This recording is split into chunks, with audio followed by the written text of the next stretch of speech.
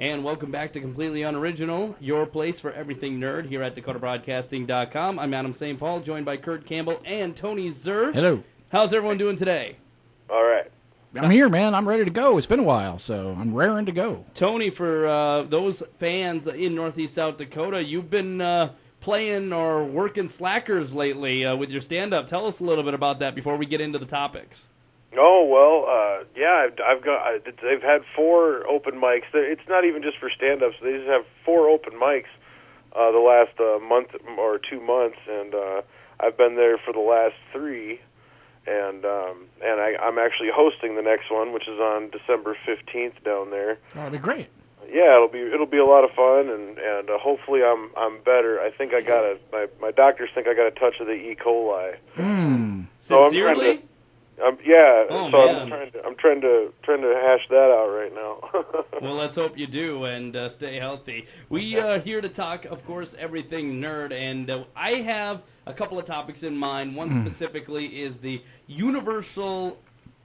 classic Universal monsters that are being rebooted, and we're going to talk about those and how we think it's ridiculous, or at least I do. I don't know what these guys' opinions are, but I think they would agree with me. But Kurt and I have a Star Wars-themed argument that we have to get out there and have to get the listeners' opinions on and Tony's opinion on and so on and so forth. I propose to you, Tony, there is a gaping hole when it comes to the timeline of the Star Wars movie universe. Do you follow me? Okay, well, I'm with you. Go on. Okay. At the end of Return of the Sith. Revenge of the Sith. Revenge of the Sith. You see Darth Vader along with the Emperor Palpatine, and then Grand Moff Tarkin comes in. He's a CGI character, or basically to look younger, and he turns around, walks away, and then you see the first Death Star being built. Do you believe this is correct? Do I believe it to be correct? As in, am I right? That's how it ends, right? Yeah. That's how the movie ends. Exactly. So now you fast forward to A New Hope. And you have the classic scene where Darth Vader is choking one of the Emperor admirals. Remember?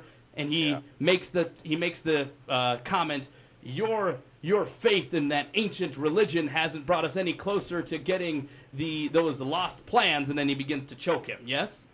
Right. So he is talking in context about an ancient religion that no one believes in anymore and was once upon a time maybe practiced, but now it's this mysticism, this ancient malarkey. But in reality, when you look at it, there's only about a 30-year time gap between the end of Revenge of the Sith versus A New Hope. Oh, it's not even that long. No, it's not that long. Skywalker's only like 17 years old. Yeah, he's a teenager. And here's Adam, you're completely not understanding the point. What he's saying. No. You got to let me talk. I just let you talk. Did I not? Yes. Okay. The religion itself is ancient. Do we have any dispute on that? No. Okay. So your ancient religion. That's all he says. He doesn't say the religion that you started an ancient time ago. That would make it a weird jump in the timeline. All he says was the faith in your ancient religion, the religion that you, the Sith half of the Force, or the belief in the Force, that is ancient. It goes way, way back in the timeline of the Star Wars universe. So there's nothing that indicates a break in the timeline here. Yes, it does. And Tony, and this is where we need you to kind of come in and rule and give your opinion. It comes down to context. The way he says it is as if that was once upon a time a grandly practiced religion that maybe had some followers, and now it is this joke of the universe. No one talks about it anymore. There are no people left that believe in it and everything like that. Do you think that happens over a 17-year gap? No. This is George Lucas writing dialogue and writing a story and then not realizing at the end of it that he screwed it up when he made the prequels, which the prequels screwed up a lot of things. Well, they screwed up everything. But the point is, the context that this general is speaking is that this is an ancient religion, hasn't been practiced for years, not this is an ancient religion that was just 17 years ago, destroyed when Order 66 came out. Here's the thing. Let Tony jump in here. I didn't finish my argument before I let Tony jump in. Okay. What I'm saying is the religion was very practiced by an incredibly minute number of people to begin with at the time the prequels take place. There are very few Jedi, very few, and they get wiped out almost to a man by the time the Empire gets into control of what's going on in the galaxy.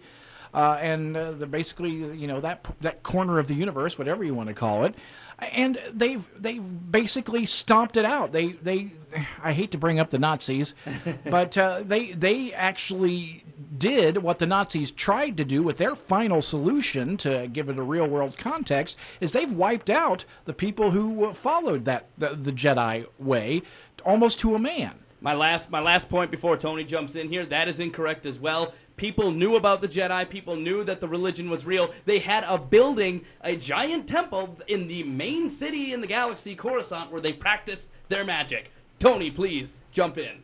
Okay.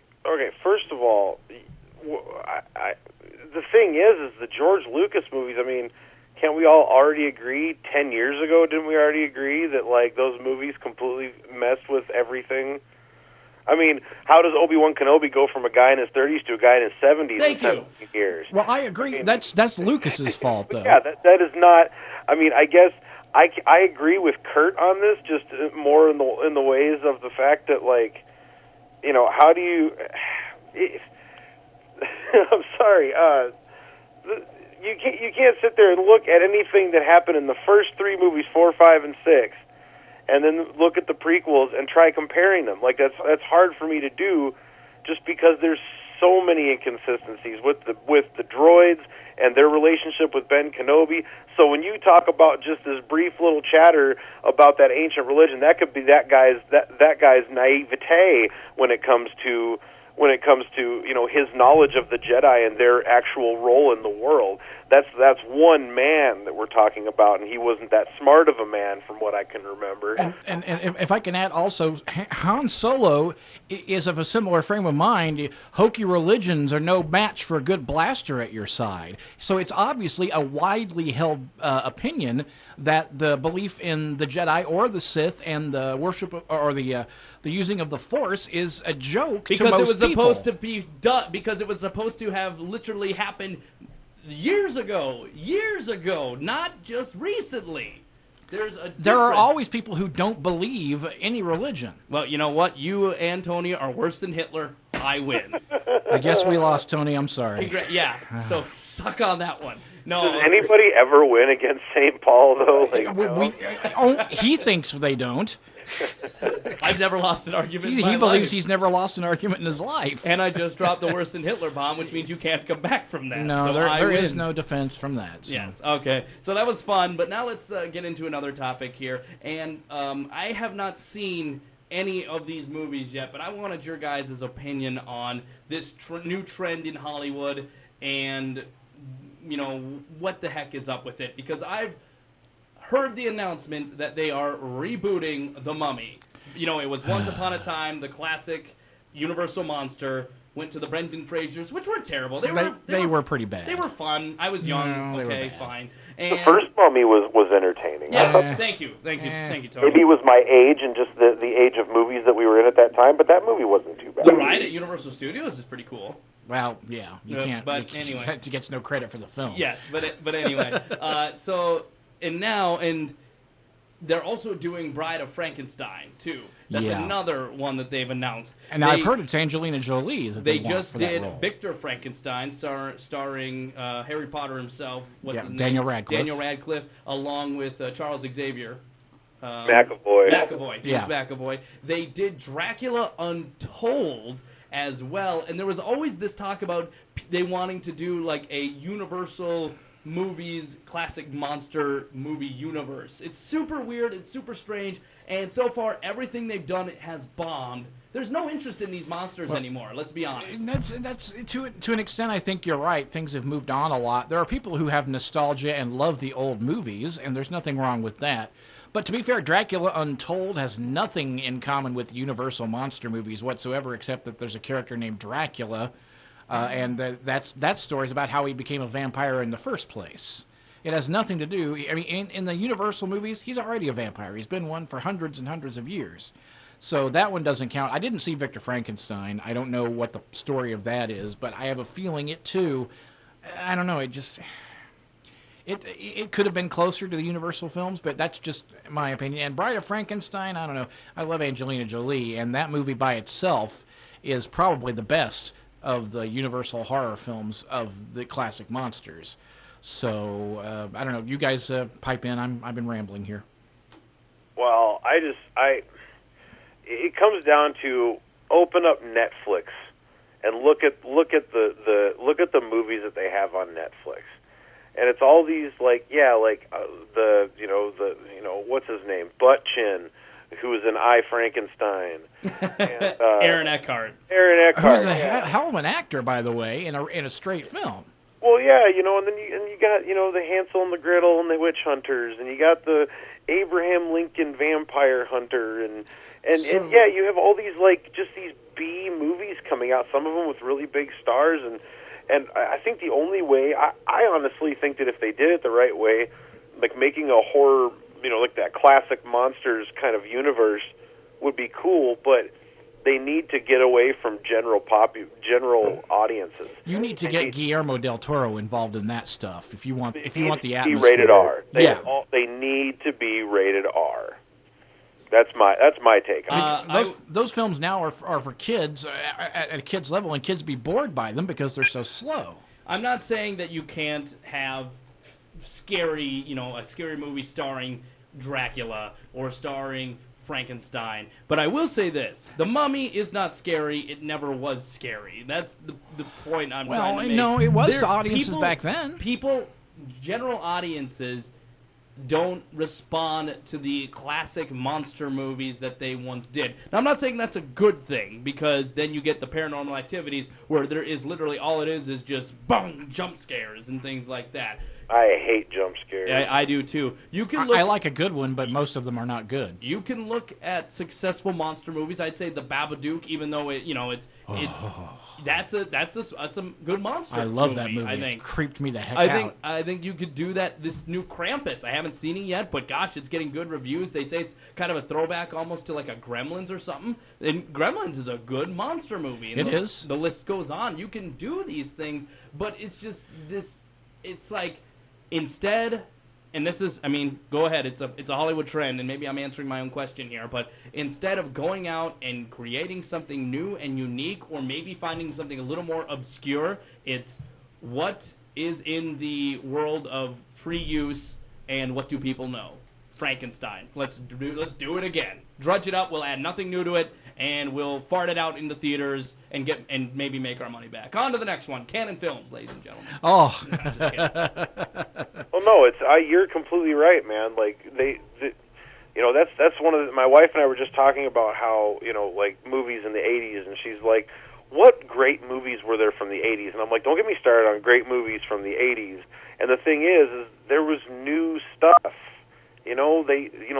They brought out new things, and I miss the generation where trailers, like I don't even want to get into the Batman v Superman trailer that I just saw, number 3, like the full trailer, really kind of ticked me off because there's just so many spoilers and they're oversaturating everything with everything, and I haven't seen anything from the Star Wars universe since the Monday Night Football thing. I watched that, and that's the last. I have skipped over every single thing that comes up with Star Wars, because now they have like TV spot number 17 that I'm seeing on it's just. But here's the thing: all it is a different edit of the trailer you saw. They just take scenes and put them in a different order for a trailer, just to keep you in mind that it is coming out. Because they're not giving new information. They're putting tiny little new clips and stuff in there that I see little GIFs of on there and stuff like that I never saw in any of the first 3 trailers.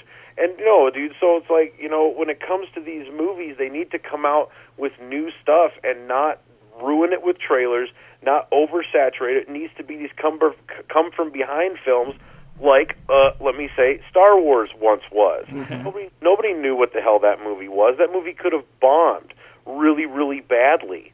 But it didn't, and people got on board with it. And was there this oversaturation of Star Wars before it came out? No. And that's what I want. I want one of those come-from-behind movies that just, like, everybody's like, holy shit, I've never seen that before. But everything is Sharknado and stupid crap. Well, let's be fair. This Star Wars film has had the least amount of spoilery stuff leaked about it because they have kept such a clamp on any information about that. They only let you know what they want you to know about Episode 7, and I'm fine with that. Let's quickly touch on that Batman v Superman. Hold on, really quick, Okay, really quick. I just have to say, Kurt, yesterday I didn't watch it, but I was scrolling down, and 2 separate sites have the first 15 minutes of Star Wars leaked on the internet. Oh my God! What? Yep, it's out there. The first. I think it's like. Here's the thing: you don't want to watch it. You don't watch it. You might see, oh, it's there, and might be, oh, that's stupid. How did that? Who leaked it? But it's really easy to not click on it and not watch it. So exactly. And I am avoiding everything about Episode 7 until I see it myself. I'm probably not going to read any reviews. I might look to see the percentage of good to bad reviews just out of curiosity, but I'm not going to read it. I'm not going to find any spoilers until my butt is in the seat watching that movie or in whatever place I'm watching it. I am not getting spoiled for it. Let's talk quickly about that Batman v Superman trailer that did just drop, because I kind of agree with Tony in a couple of aspects, but I'll say this.